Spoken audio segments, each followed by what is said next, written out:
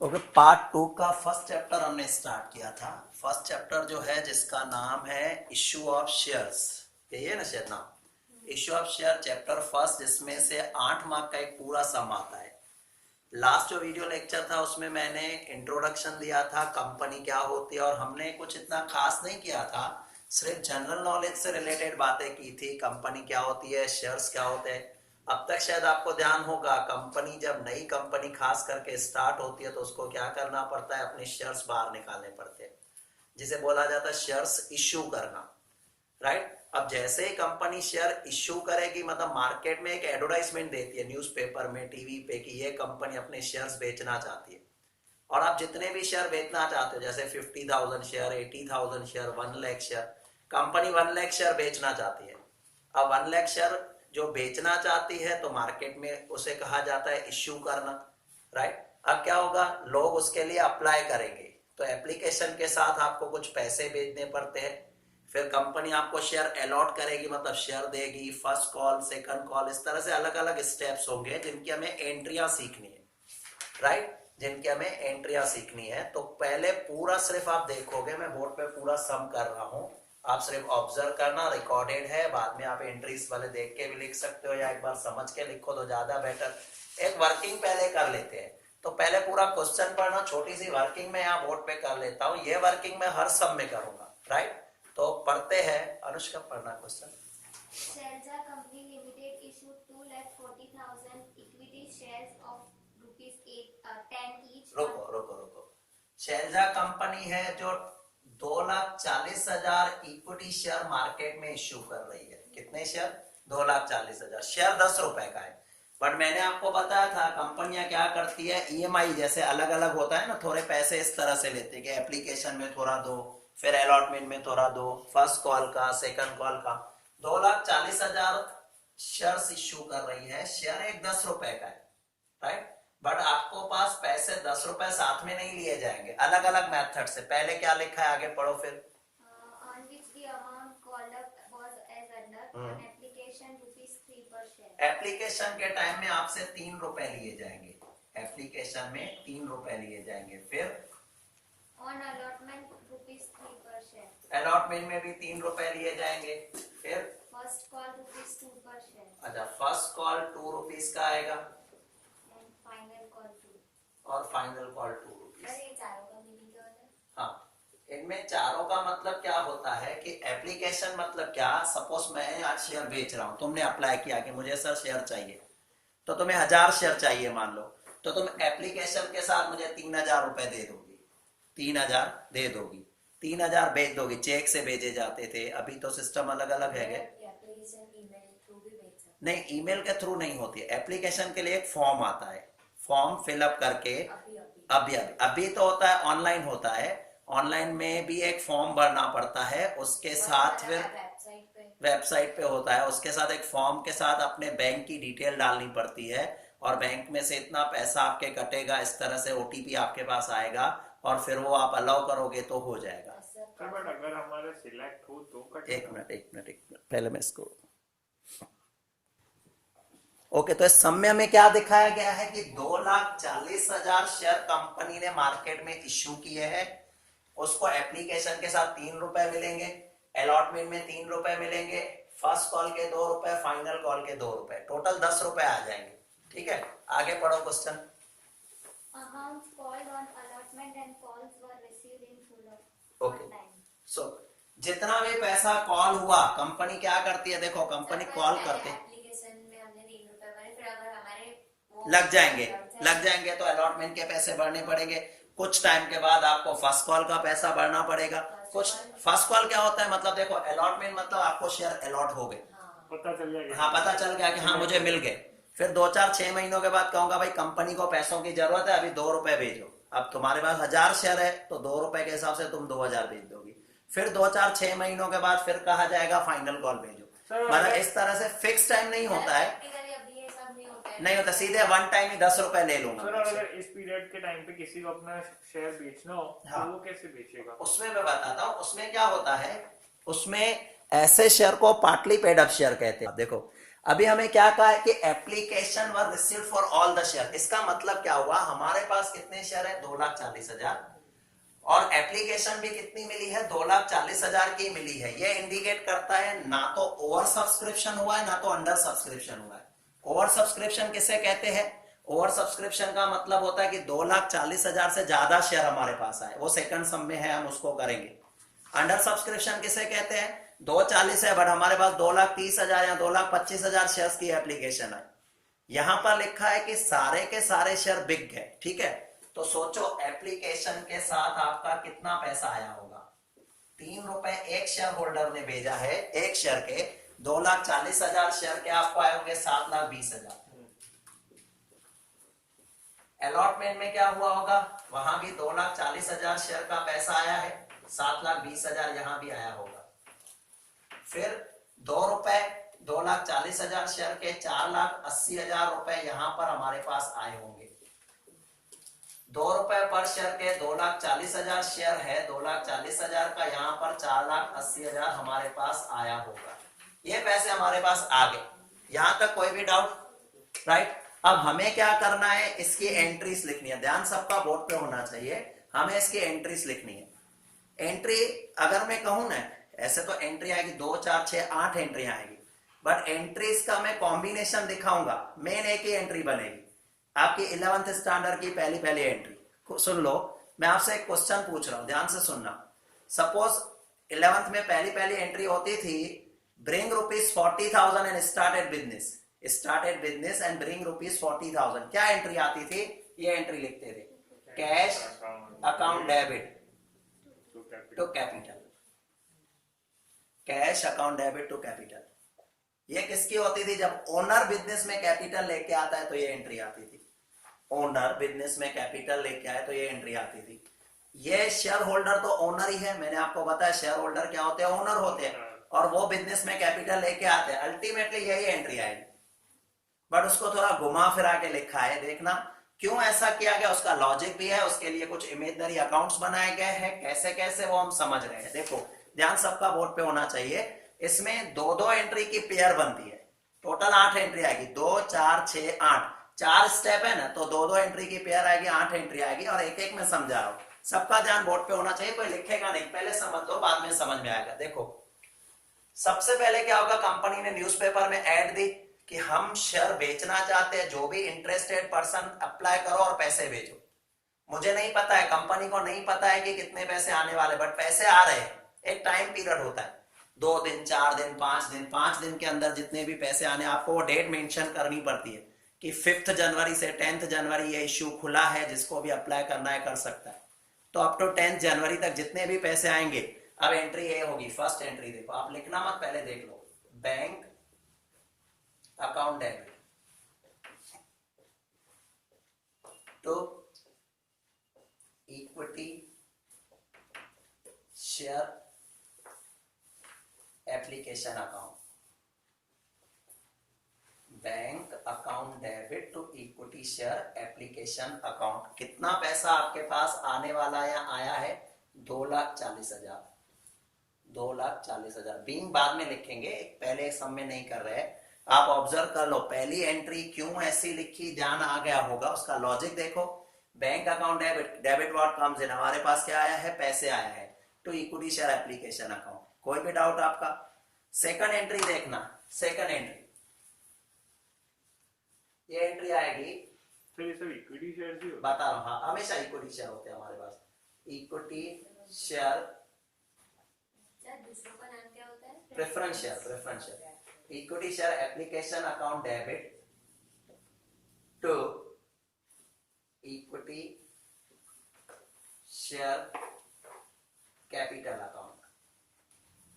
Amount हो जाएगा 2,40,000, equity share application account debit to equity share capital account 2,40,000।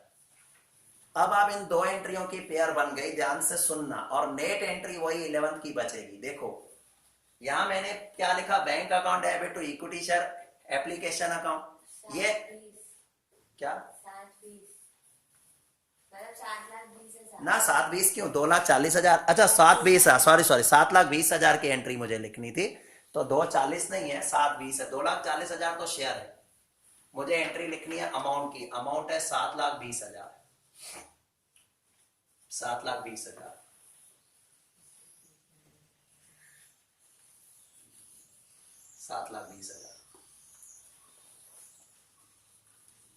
देखो एक लॉजिक सोचो, अपने आप एंट्रियां हर बार यही एंट्री बचेगी, ध्यान से सुनना क्या कर रहा हूं। देखो bank account debit to equity share application account, equity share ये पैसा आया और ये पैसे को मैंने किसमें ट्रांसफर कर दिया, कैपिटल में। नेट एंट्री देखोगे ना, देखो इक्विटी शेयर एप्लीकेशन एक इमेजिनरी अकाउंट है जो 10-12 दिन के लिए खुलता है फिर बंद हो जाता है। यहां ये क्रेडिट हुआ और ये डेबिट हुआ, क्लोज हो गया। नेट क्या बचा, bank account debit to equity share capital. अभी अभी थोड़ी देर पहले आपने क्या लिखा entry, cash account debit to capital, क्योंकि वो सोल प्रोप्राइटर था, मैं घर से पैसे लेके एंट्री कर देता था। यहां क्यों ऐसा होता है, सुनना। एक्चुअली ये जो प्रोसेस है ना 10-15 दिन लग जाते हैं, शेयर्स के पैसे आएंगे, कितने आने वाले वो पता भी नहीं है, तो मैं सीधे कैपिटल में नहीं डाल सकता। तो पहले उसके लिए इमेजिनरी अकाउंट खुलता है एप्लीकेशन का, और उसके बाद एप्लीकेशन को कुछ दिनों में राइट ऑफ कर देते हैं। और मेन एंट्री देखो bank to equity share capital. देखो ये क्या था, जो आपने टेम्पररी अकाउंट शुरू किया था इक्विटी शेयर एप्लीकेशन का, उसमें पैसे आ रहे थे, सबके साथ में नहीं आएंगे। कभी किसी का 50,000 आया, 1 लाख आया, 2 लाख, 2-4-5 दिन तक हमारे बैंक में पैसे आते रहे, तब तक हमें आइडिया ही नहीं है कि कितने पैसे आएंगे। तो जो पैसा आ रहा है ना इक्विटी शेयर एप्लीकेशन में डाल देते हैं। अब ये टेम्पररी अकाउंट क्लोज करना है, तो ये क्रेडिट किया था, अभी डेबिट करके जो भी पैसा है वो किस चीज का है, कैपिटल का है, तो कैपिटल। नेट एंट्री देखो ये क्लोज, ये हटा दो, ये हट गई क्रेडिट और ये डेबिट हट गई, तो नेट क्या बचा, bank account debit to equity share capital. तो अभी अभी थोड़ी देर पहले 11th की एंट्री पूछी थी, cash account debit to capital, यही तो हुआ, कैश टू कैपिटल। बैंक लिखा है खाली, क्यों, अभी पैसा बैंक के थ्रू आ रहा है। सोल प्रोप्राइटरशिप में कैश आता था, अभी बैंक के थ्रू आ रहा है। आप कितनी एंट्रियां लिखने वाले हो, 8 एंट्रियों में हर बार यही बचेगा, bank to equity share capital, हर बार सभी एंट्रियों में। पेयर बना के दिखाऊंगा तो ये याद करना इजी हो जाएगा। ये क्लियर है? yes. कोई भी कंफ्यूजन? एक मिनट।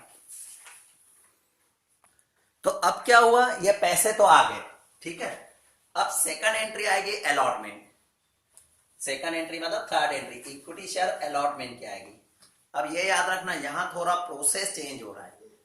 पहले आपको ये आइडिया नहीं थी कि कितने पैसे आने वाले, तो बैंक की एंट्री पहले आई, फिर हमने कैपिटल की एंट्री डाली, सारे पैसे आ गए। बोर्ड ऑफ डायरेक्टर की मीटिंग हो गई, डिसाइड हो गया किस किस को शेयर देने हैं। अब जिनको भी दिए, हमारे पास तो 240 शेयर थे, 240 ही बिक गए। अब अलॉटमेंट की एंट्री देखो कैसी हो रही है। अब मैं अलॉटमेंट की एंट्री लिखूंगा, equity share allotment account debit, ये imaginary account, equity share allotment account debit to equity share capital account. Allotment में देखो कितना पैसा आने वाला है, वही 7,20,000, 7,20,000 की ये मैंने एंट्री दिखा दी, 7,20,000। फोर्थ एंट्री पेयर बना के दिखाऊंगा फिर। अब हम क्या करेंगे, जैसे ही अलॉट करेंगे ना, सबके घर लेटर जाएगा, भाई आपको शेयर मिल गए हैं, आप एक काम करो बाकी के 3 रुपए भेज दो। लेटर जाएगा, उसके बाद लोगों के पैसे आएंगे। मतलब यहां पर थर्ड एंट्री पहले आई, फोर्थ में बैंक आएगा। तो एंट्री क्या आएगी, देखो पैसे आएंगे bank account debit, bank account debit. कितने पैसे आने वाले आपके पास, 7,20,000। तो जो इमेजिनरी अकाउंट मैंने स्टार्ट किया था उसको क्लोज कर देना है। कौन सा इमेजिनरी अकाउंट था, अलॉटमेंट का। तो टू इक्विटी शेयर अलॉटमेंट, आप शॉर्ट फॉर्म मत यूज करना, इक्विटी शेयर अलॉटमेंट अकाउंट। एक मिनट, 7 लाख, हाँ पूरा लिखना पड़ेगा, 7,20,000। नेट एंट्री थर्ड और फोर्थ का कॉम्बिनेशन देखना। नेट देखो, अलॉटमेंट डेबिट, अलॉटमेंट क्रेडिट गुम हो गया, क्या बचा बाकी, bank account debit to equity share capital. खाली नंबर चेंज हो गया। क्यों डेबिट किया? देखो ना, अलॉटमेंट को डेबिट, तो यहां भी तो हमने इक्विटी शेयर एप्लीकेशन को डेबिट ही किया था। खाली इसमें पहले सारी चीजों में खाली यही एंट्री है जिसमें बैंक पहले आ रहा है, बाकी सब में बैंक पीछे ही आएगा। फिफ्थ में भी यही आएगा, सिक्स में। तो हम लोग ये इसके लिए करते हैं कि हाँ, वो क्योंकि share यहाँ- holder से उनको पता चले कि आपका शेयर सिलेक्ट हुआ, मतलब हाँ, allot हुआ। इसमें क्या था देखो, इसमें मुझे आइडिया नहीं थी कि कितने पैसे आने वाले, और पहले हमेशा बैंक में पैसे आएंगे, बाद में उसको कैपिटल में डालना है। बट यहाँ पर डिसाइड हो गया, यहाँ पर हमारा डिसाइड हो चुका है कि मेरे शेयर बिक गए, अभी कोई टेंशन नहीं। तो अभी मैं अलॉटमेंट की, शेयर बोर्ड ऑफ डायरेक्टर की मीटिंग होगी, डिसाइड हो गया अभी पैसे लेने हैं, तो एंट्री लिख लो, फिर उनके पैसे आएंगे।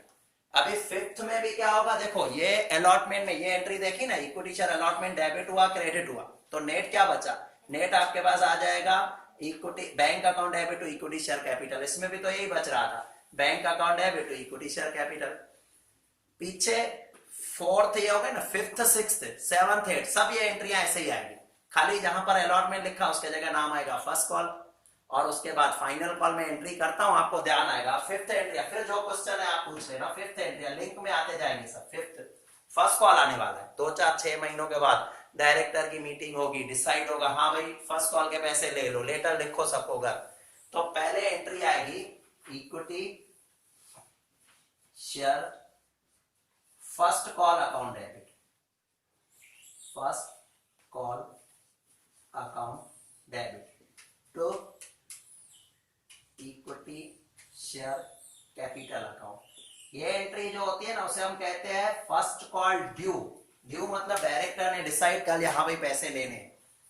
कितने पैसे लेने हैं, 4,80,000। तो ये एंट्री आ जाएगी 4,80,000। एंट्री हम लिखेंगे 4,80,000, और इक्विटी शेयर कैपिटल का भी लिखा जाएगा 4,80,000। लोगों के घर लेटर पहुंच जाएगा, पैसे आना शुरू होंगे। तो यहाँ पर सिक्स्थ एंट्री आ जाएगी, सिक्स्थ एंट्री आएगी बैंक में पैसे, बैंक अकाउंट डेबिट, और इमेजनरी अकाउंट ये शुरू किया था, to equity share first call, equity share first call account, और अमाउंट आ जाएगा आपका 4,80,000, 4,80,000। आप नोट कर लो, ये एंट्री और ये equity share first call debit, equity share first call credit cancel हो गया, बाकी क्या बचा, bank account debit to equity share capital. उसी तरह से फाइनल कॉल की भी सेम एंट्री आ जाएगी। सिक्स, सेवंथ में आपका आ जाएगा फाइनल कॉल, 480 है, तो उसमें मैं क्या लिखूंगा, equity share final call account debit to equity share capital account, equity share capital account. Amount कितना आने वाला है, 4,80,000 और 4,80,000। फर्स्ट और फाइनल की सेम ही एंट्री होती है। हाँ, फर्स्ट जरूरी अमाउंट, हाँ एंट्री सेम आएगी, अमाउंट में भी अलग अलग हो सकता है। अब एट्थ एंट्री लास्ट क्या होगी आपकी, फाइनल कॉल के पैसे आना चालू होंगे, तो एज यूजुअल बैंक की एंट्री। तो यहां पर आ जाएगा bank account debit, bank account debit to equity share final call, equity share final call, bank account debit 4,80,000, equity share final call में आ जाएगा 4,80,000। और ये एंट्रीज आपकी इस तरह से कंप्लीट हो जाएगी। आप ऑब्जर्व करना, हमारी दो की पेयर बन रही है, और सभी पेयर में एक ही आंसर आ रहा है, bank account debit to equity share capital. First ध्यान रखना है, फर्स्ट बैंक आता है हमेशा, फर्स्ट पेयर में बैंक, बाकी सभी पेयर में देखने जाओ तो बैंक बाद में ही आता है। उसका लॉजिक सिंपल है, पहले हमें आइडिया नहीं थी कितने पैसे आने वाले हैं, और ड्यू की एंट्री बाद में आई, बट बाकी सभी एंट्रियों में पहले ड्यू होता है, पैसे आते हैं, ड्यू होता है, पैसे आते हैं, ड्यू होता है, पैसे आ जाते हैं। ये 8 मार्क का सम आपसे पूछा जाता है। इसमें माइनर चेंजेस होंगी, जैसे खाली एंट्रीज और कुछ भी नहीं है, कोई अकाउंट नहीं बनाना है, एंड तक एंट्रीज ही है। एक जगह पे है बट वो कैंसिल है आपका बैंक का। हाँ पूछा किसने, इसके पीछे हाँ वो नहीं करने हैं आपको, अकाउंट्स नहीं है। और ओके, टेक्स्ट बुक में जो इलस्ट्रेशन नंबर 2 दिया गया है वो सिर्फ मैं आपको नॉलेज के लिए सिखा रहा हूँ। 8 मार्क के सम में ये नहीं पूछेंगे। हाँ हो सकता है इसमें से कोई एक आध 0.1 मार्क का एमसीक्यू या 1 मार्क के सेंटेंस में आपको काम आ जाए। होता क्या है पहले समझाऊं, देखो सबसे पहले अगर आपको मैंने बताया था, आपने 11th में भी किया था, एक नई कंपनी शुरू करनी हो तो आपको क्या करना पड़ता है, memorandum of association, article of association बनाना पड़ता है। उसमें अलग अलग क्लॉज आते हैं, उनमें पहला क्लॉज आता है नेम क्लॉज, 11th में किया था। नेम क्लॉज में पता है क्या होता है, कंपनी का नाम लिमिटेड वर्ड होना चाहिए, आप ऐसा कोई नाम नहीं रख सकते हो जो ऑलरेडी किसी और कंपनी का हो, ये सारी बातें नेम क्लॉज में थी। दूसरा होता था कैपिटल क्लॉज। तो कैपिटल क्लॉज में हमें दिखानी पड़ती है हमारी ऑथोराइज कैपिटल। ऑथोराइज कैपिटल तो होता क्या है ऑथोराइज कैपिटल? ऑथोराइज कैपिटल का मतलब है कि कंपनी अपनी पूरी लाइफ में कितने शेयर बेच सकेगी, वो आपको एक अमाउंट डिसाइड करके क्या करना पड़ता है, सेबी को या गवर्नमेंट को बताना पड़ता है। ऑथोराइज कैपिटल मतलब अथॉरिटी। सपोज किसी कंपनी के पास ऐसा डिसाइड किया कि वो 50 लाख शेयर बेचेगी, डिसाइड कैसे करते? खुद कर सकते हो आप, मतलब अपनी मर्जी है, अपनी मर्जी। बट इतना याद रखना कि जितनी ऑथोराइज कैपिटल होगी उतनी फीस भरनी पड़ेगी आपको। अच्छा। हाँ, उतनी फीस मतलब उतना अमाउंट नहीं, उस पर डिसाइड होती है कि 1% आपको रजिस्ट्रेशन फी भरनी पड़ेगी ऑथोराइज कैपिटल की। तो डिसाइड जो करो आपकी मर्जी, बट आपको रजिस्ट्रेशन फी बढ़ जाएगी फिर। तो ऑथोराइज कैपिटल मतलब कंपनी अपनी लाइफ में कितने पैसे कॉल कर सकती है। सपोज एक 10 रुपए का है, कितने शेयर बेच सकती है, मतलब उतने पैसे कॉल कर सकती है। इतने शेयर बेचेगी तो वो पैसे कॉल होंगे। तो 50 लाख शेयर्स है ऑफ 10 ईच। और 50 लाख शेयर है 10 रुपए का, एक तो 5 करोड़। 1 2 3 4 5 6 7, ये हो गया authorise capital. Authorise capital company की दिखाती है कैपेसिटी की अपनी पूरी लाइफ में वो कितने पैसे कॉल कर सकती है, लोगों से कलेक्ट कर सकती है, ये ऑथोराइज कैपिटल है। दूसरी जो पॉइंट आपकी आती है उसे कहते हैं इश्यूड कैपिटल। इश्यूड कैपिटल, अब इश्यूड कैपिटल का मतलब क्या होता है कि ये 50 लाख में से आपने कितने शेयर इश्यू किए। जरूरी नहीं कि मैं 50 के 50 ही बेच दूं। अभी मान लो मैंने उसमें से 20 लाख शेयर बेचे हैं और फिर आगे चल के 2 4 5 10 साल के बाद 20 लाख और बेचूंगा, फिर 2 5 10 साल के बाद 10 लाख जो शेयर है वो बेचूंगा। तो मैं कितने शेयर अभी बेच रहा हूं उसे कहते हैं इश्यूड कैपिटल। अभी तक आपने कितने शेयर बेचे हैं, इश्यूड कैपिटल। सपोज मैंने 20 लाख शेयर बेचे,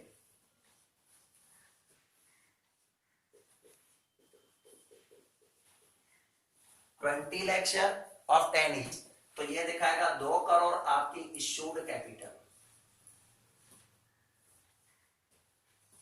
राइट, 2 करोड़ ये हो गया इश्यूड कैपिटल, कंपनी ने कितने शेयर इश्यू किए हैं।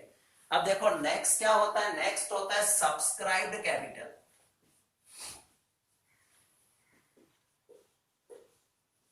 अब ये सब्सक्राइब कैपिटल क्या होती है? जरूरी तो नहीं कि आप 20 लाख शेयर बेचो और लोग भी 20 लाख शेयर ले लें। कितनी बार आपने 20 लाख शेयर इश्यू किए हैं, याद रखना 20 लाख शेयर इश्यू किए हैं, बट लोगों ने सिर्फ आपके 19 लाख शेयर ही परचेस किए, 18 लाख शेयर ही परचेस किए, क्योंकि मिनिमम न्यू कंपनी होती है तो 90% शेयर बिकने चाहिए। तो मान लो मैं ऐसा मान के चलता हूं कि लोगों ने आपके खाली 18 लाख शेयर परचेस किए हैं, आपने भले 20 लाख शेयर इश्यू किए, बट लोगों ने जरूरी तो है कि 20 के 20 परचेस करें, हो सकता है 18 लाख शेयर भी परचेस किया हो। तो इश्यू सब्सक्राइब कैपिटल है 18 लाख शेयर। तो स्टार्टिंग में लोग न्यू कंपनी अपने कम शेयर इशू करती होगी। हाँ वो हो सकता है, पॉसिबल है, बट वो गारंटर होते हैं ना सब्सक्राइबर, जिनको गारंटी देते हैं कि बेचो हम ले लेंगे आपके। 1 करोड़ 80 लाख। हाँ सुन लो, अगर ऐसा हुआ, सुन लो ऐसा हुआ कि आपने शेयर 20 लाख बेचे, लोगों ने भी 20 लाख ले लिए, आपने 20 लाख बेचे, लोगों ने भी 20 लाख ले लिए, तो कभी कभी इसको साथ में भी दिखाते हैं issued and subscribe capital 20 lakh share of 10, क्योंकि दोनों सेम है तो अलग अलग क्यों दिखाओ। मैंने 20 लाख शेयर बेचे, आपने भी 20 लाख शेयर, पब्लिक ने मेरे सारे शेयर ले लिए, ये दोनों सेम है, तो फिर मुझे अलग अलग करके दिखाने की जरूरत नहीं पड़ती। Issued capital and subscribe capital 20 lakh share of 10 सामने 2 करोड़ आ जाएगा। अंडर राइटर वही गारंटर हुआ ना। अंडर राइटर क्या करते हैं कि मान लो मैंने 20 लाख शेयर बेचे हैं, अब डर लग रहा है कि लोगों ने नहीं लिए तो यार मेरा तो मेहनत बेकार चली जाएगी, तो गारंटर होते हैं, अंडर राइटर जिसे कहते हैं, वो गारंटी देते हैं कि ठीक है आप बेचो, अगर आपके कम बिके, जैसे 15 लाख बिके ना तो 3 लाख हम ले लेंगे आपसे, आपकी कंपनी शुरू करवा के देंगे कि जितने भी नहीं, जो गारंटर होते हैं और वो कमीशन लेते हैं हमसे, भले फिर सारे के सारे शेयर मेरे बिक जाए, 20 लाख के 20 लाख शेयर बिक जाए, उनको कमीशन देनी पड़ेगी क्योंकि उन्होंने गारंटी तो ली ना आपकी। उन लोगों ने 10 लाख के शेयर दिए, मतलब 10 लाख के हम लोगों ने उनको शेयर बेचे। ऐसा नहीं होता है, ऐसा नहीं होता। देखो इसमें क्या होता है मैं बताता हूँ, आपने कितने शेयर इश्यू किया 20 लाख, राइट। अभी 20 लाख शेयर इश्यू किए हैं और हो सकता है आपके 18 लाख शेयर बिक जाने चाहिए। 20 लाख में से मिनिमम 18 लाख बिक जाने चाहिए। अगर आपके 18 लाख नहीं बिक रहे हैं, 18 लाख नहीं बिक रहे हैं, तो वो जो शेयर है ना कौन ले लेगा? ब्रोकर ले लेंगे। मतलब मान लो मेरे 10 लाख शेयर बिके तो जो 8 लाख कम बिके वो ब्रोकर ले लेंगे। 15 लाख बिके तो 3 लाख शेयर वो ले लेंगे। और हो सकता है कि मेरे 18 लाख के 18 लाख शेयर ही बिक गए पब्लिक में, तो उनको कुछ लेने की जरूरत ही नहीं पड़ेगी। But in that case also उनको कमीशन तो देनी है, भले वो एक भी शेयर नहीं ले तो भी कमीशन, रिस्क तो ली ना।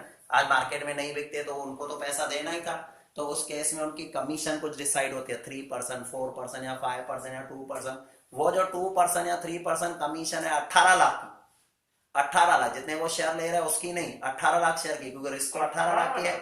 18 लाख शेयर्स की 10 रुपए का शेयर है तो 1,80,00,000 का 2% या 3% उनको कमीशन देनी पड़ती है। उस केस में मान लो पब्लिक एक भी शेयर नहीं परचेस करे तो उनको तो 18 लाख शेयर परचेस करने ही पड़ेंगे ना। वो कह रहे हैं हम तो रिस्क 18 लाख की ले रहे हैं तो हम क्यों कमीशन कम ले, तो वो कमीशन लेते हैं। बट वो चैप्टर्स आपके फिलहाल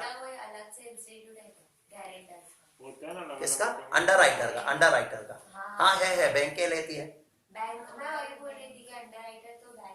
ना। अंडरराइटर बैंक हो सकती है, फैसिलिटी प्रोवाइड करती है, इंस्टीट्यूशन भी बहुत सारी है।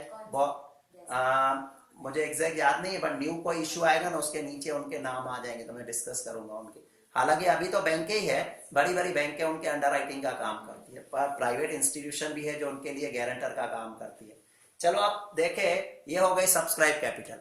नेक्स्ट आ जाएगी जिसे कहेंगे paid up capital, called up capital, called up capital.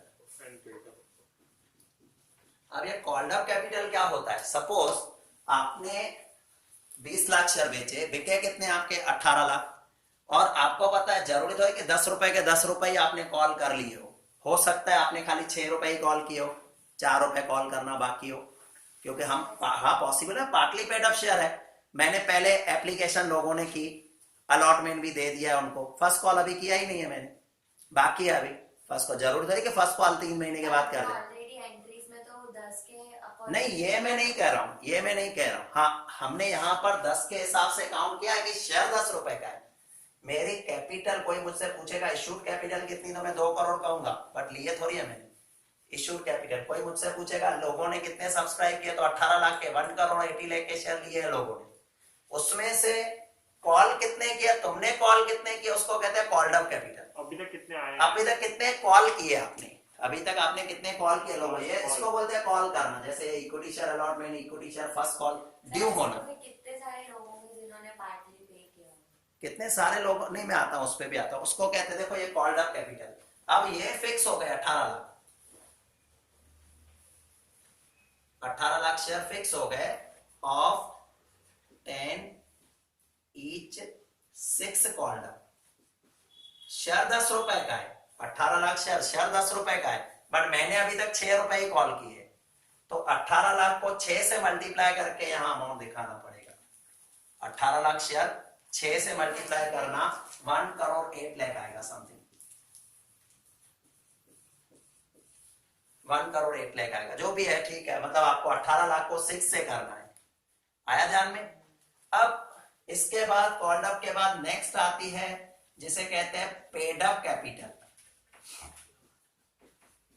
अब ये पेड अप कैपिटल क्या होती है? जरूरी नहीं कि आपने कॉल किया और सारे के सारे लोग ईमानदार है पैसे भेज देंगे। हो सकता है कुछ लोग ऐसे भी हैं जिन्होंने अभी तक पैसे बाकी रखे हो, जैसे हमारा ये एग्जाम्पल था, ये जो फर्स्ट एग्जाम्पल, इसमें सब लोग ईमानदार थे, सब पैसे आए हमारे पास।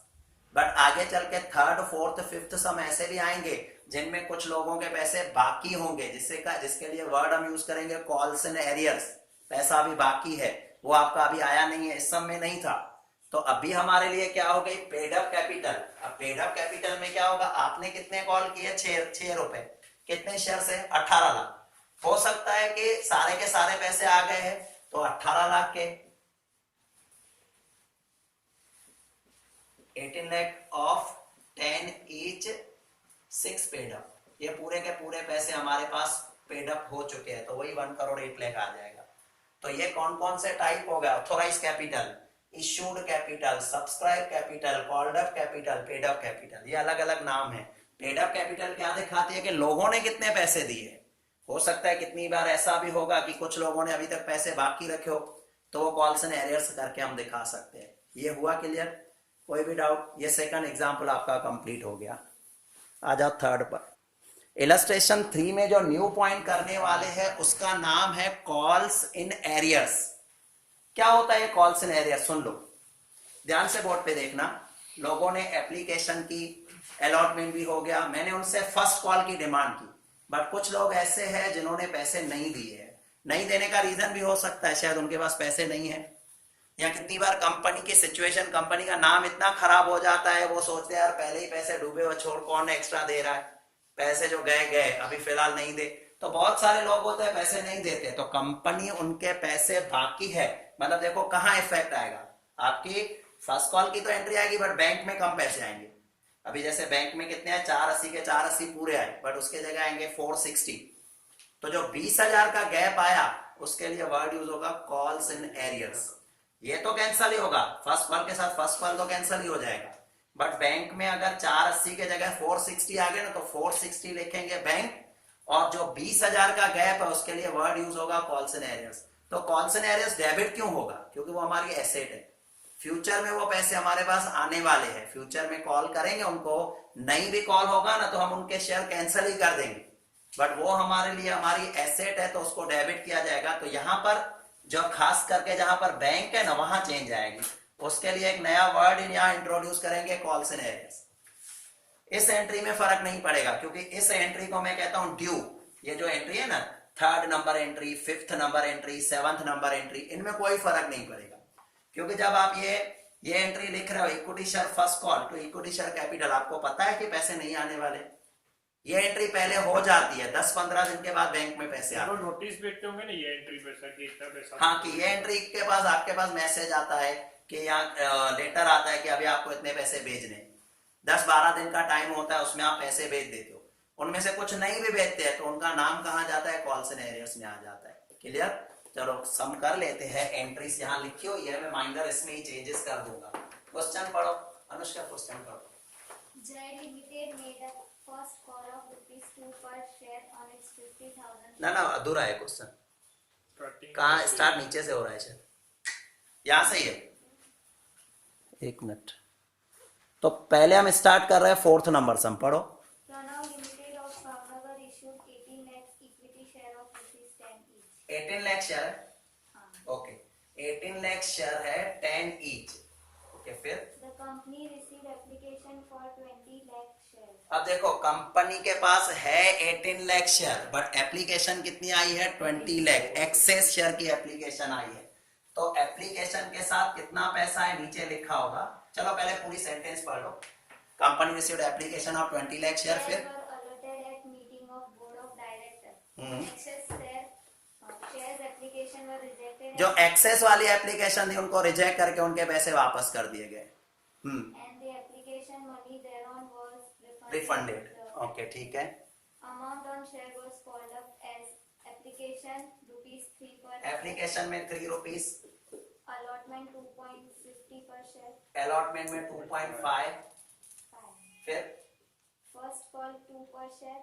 फर्स्ट कॉल का 2 रुपीज आया, Final call 2.5. Final call 2.5।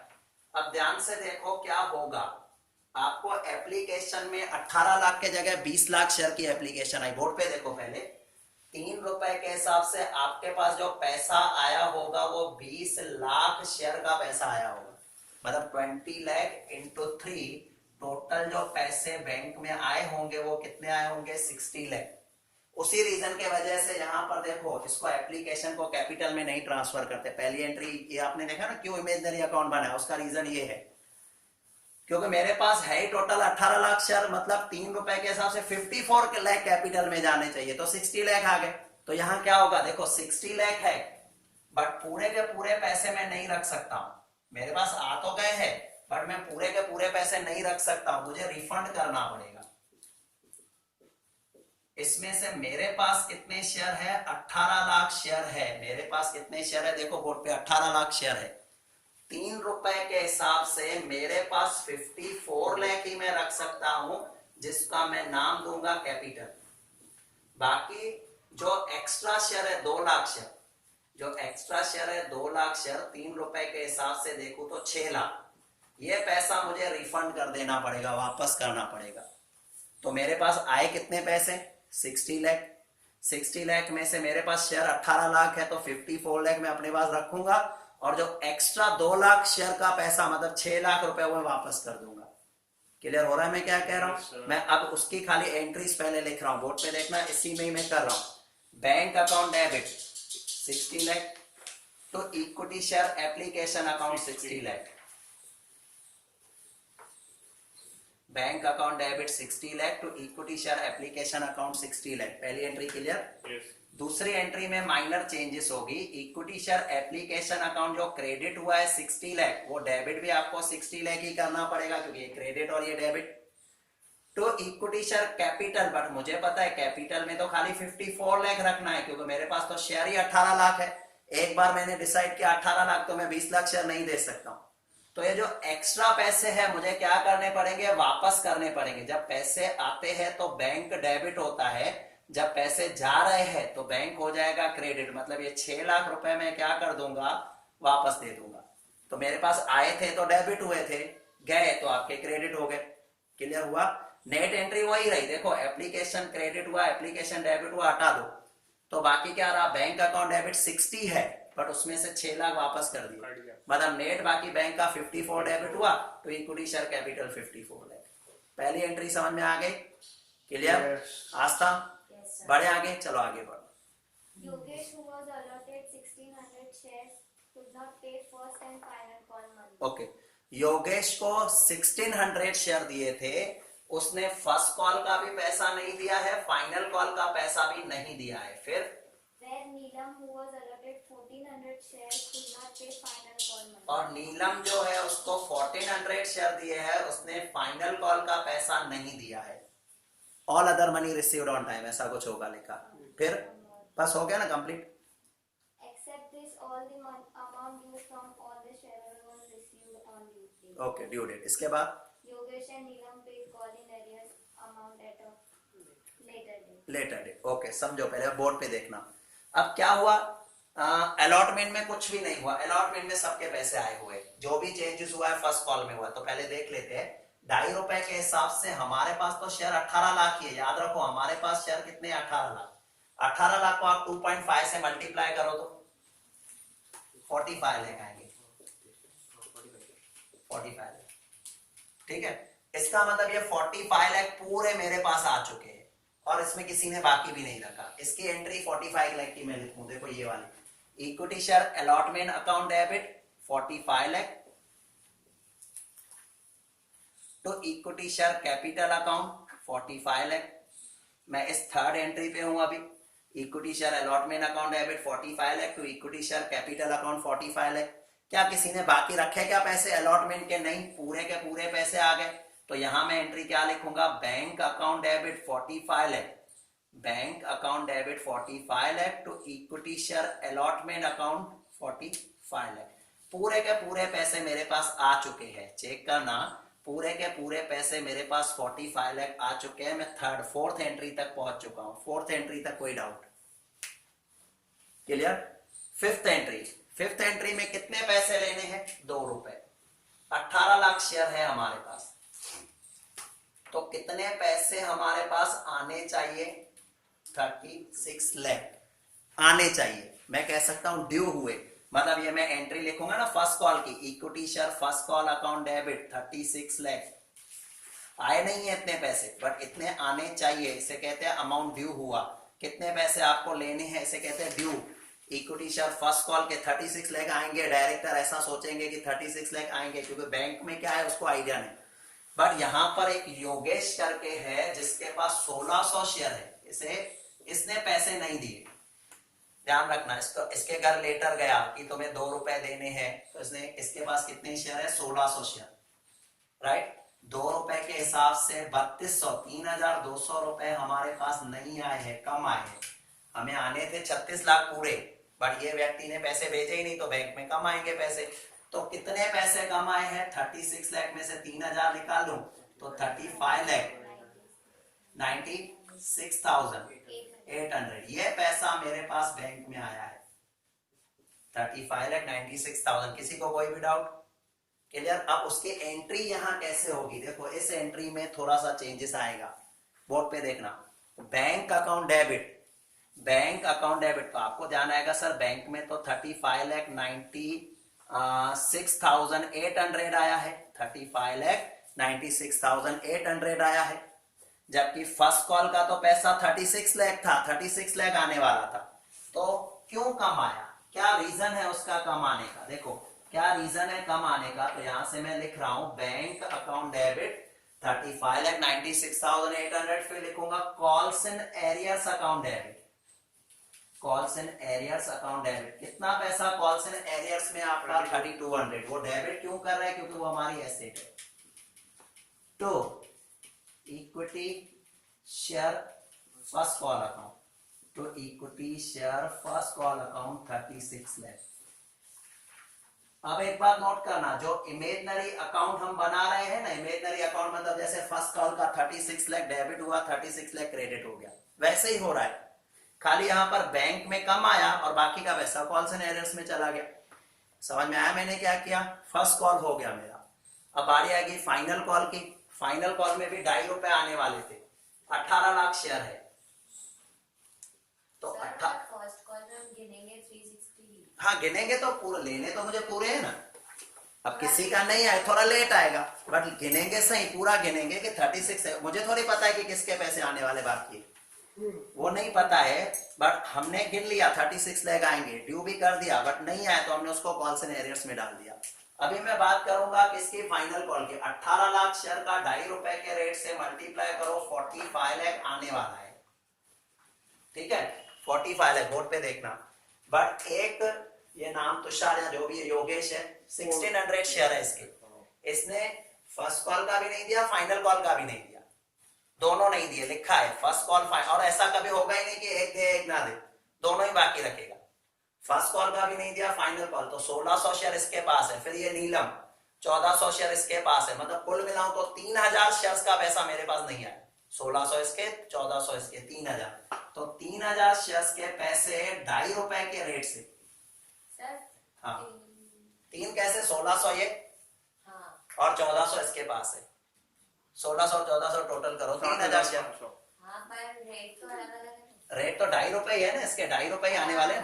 उसमें नहीं, उसका तो वो ऑलरेडी हो गया ना, इसके 2.5 रुपए है, 3000 को 2.5 रुपए से मल्टीप्लाई करो तो 7,500, 7,500, ठीक है ना? करके देखो 7,500 कम आएंगे, मतलब आपके पास आने वाले थे 45 लाख, आने वाले थे 45 लाख, उसमें से 7,500 कम आएंगे तो आ जाएगा 44 लाख 92,500। इतना पैसा आपके पास बैंक में आ जाएगा। बट पहले मैं एंट्री लिखूंगा, 7th नंबर एंट्री में, इस यहां पर लिख लेता हूं 7th नंबर एंट्री मेरी। एंट्री क्या होगी? Equity share final call account debit, equity share final call account debit 45 lakh to equity share capital account 45 lakh. इतने में कोई भी doubt? Final call to for ये हम लिखते हैं उसी तरह से। अब नेक्स्ट एंट्री में पैसे कम आएंगे तो हमारे पास वो एंट्री होगी बैंक अकाउंट डेबिट। कितना पैसा आया है? 44,92,500, 44,92,500। फिर कॉल्स एंड एरियर्स जैसे डेबिट किया था, अभी भी कॉल्स एंड एरियर्स है बट 7,500 है। Calls and arrears account debit 7,500। फिर आएगा टू, कौन सा अकाउंट इमेजनरी बनाया था? फाइनल कॉल, उसको क्लोज कर देंगे। तो equity share final call, equity share final call amount आ जाएगा 45 लाख। ये एंट्रियां खत्म हो गई, बट हमें एक हिंट पीछे दी गई है कि योगेश और नीलम ने जो पैसे बाकी रखे थे वो कुछ वक्त के बाद दे दिए, लेटर डेट पे पैसे आए हैं, लिखा है ना, उसकी एंट्री आएगी। सुन लो, अभी उसकी एंट्री क्या होगी? देखो अब आपके पास पैसे आ रहे थे, जो भी पैसे बाकी थे वो आ गए। कितने बाकी थे? यहाँ पर 3200 बाकी थे, और फिर ये 7,500 बाकी थे, मतलब 7 और 3 10, 10,000, 10,700 10,700 आपके पास आएंगे, कुछ वक्त के बाद आएंगे, सपोज लास्ट डेट में कुछ आएंगे। अब हमारे पास एक एंट्री और बढ़ रही है, देखो हमारे पास पैसे आ रहे हैं, तो पैसे आ रहे हैं, debit what comes in bank account debit, कितने आएंगे पैसे 10,700। ये किस चीज के पैसे हैं, ये देखो कॉल्स एंड एरियर्स के थे, जो कॉल्स एंड एरियर्स ऑलरेडी मैं डेबिट कर चुका था कि मेरी एसेट है, कभी कभी आएंगे, वो अभी क्लोज हो जाएगी।